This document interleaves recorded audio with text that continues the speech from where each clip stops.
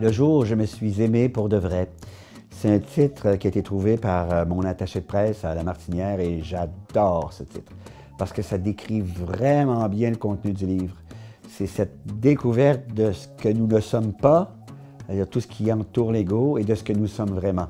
C'est-à-dire la capacité d'être là, d'être présent, et cette capacité qui est au cœur de toutes les autres qui rendent la vie si riche, aimer, apprendre, s'émerveiller, transmettre, etc.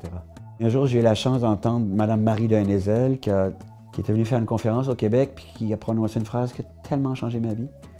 Elle a dit « Il faut découvrir en nous ce qui ne vieillit jamais ».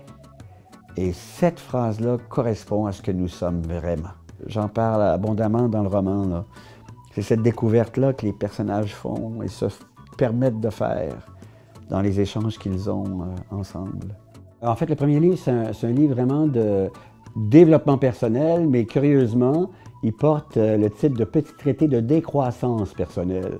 Alors, c'est un livre sur le petit hamster, la petite bête qui tourne sans arrêt dans notre tête. La contemplation pure, pour moi, c'est au niveau des 5 sens. Si le hamster court, je ne suis pas en mesure de savourer vraiment.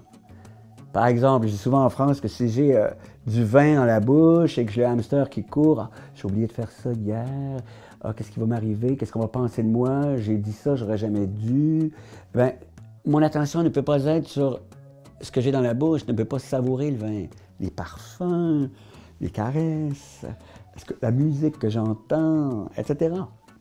Donc, d'apaiser le hamster, c'est aussi de pouvoir savourer pleinement notre existence et de cesser de se faire souffrir inutilement, parfois pour des peccadilles, parfois pour des choses qui sont plus graves, mais pour lesquelles on n'entre pas dans des solutions.